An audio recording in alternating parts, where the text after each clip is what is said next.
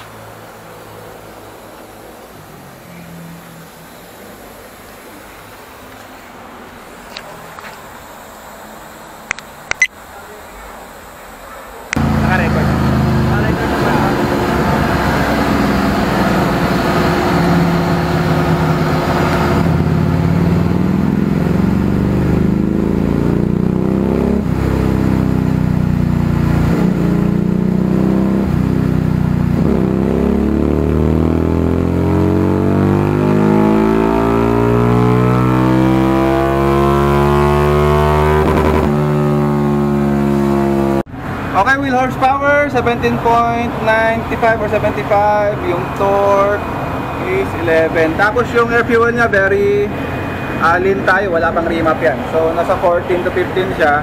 Ayan. Ayan yung line nya. Target natin ito, at least 12.8 to 12.5. Okay. So tignan nyo lang yung ito, yung gauge natin. Yan lang i-adjust natin.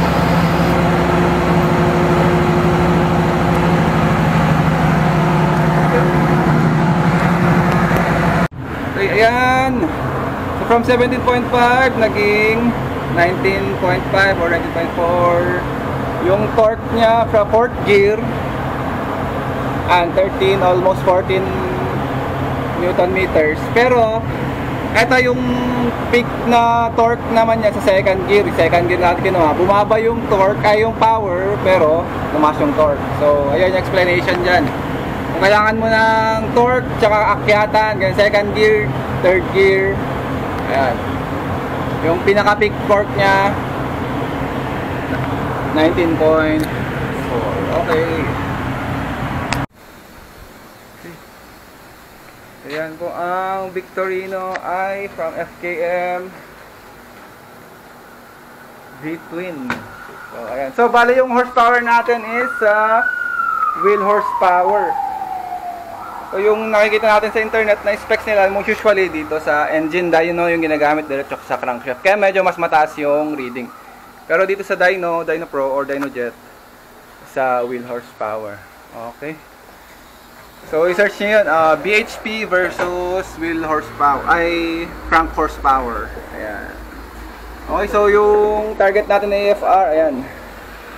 Naabot din natin from, nakita naman kanina sa gauge. Alright. So, message lang kayo kung meron kayong mga katanungan. FI Moto Clinic Tuning Bike Shop, YouTube, Facebook, tsaka Instagram.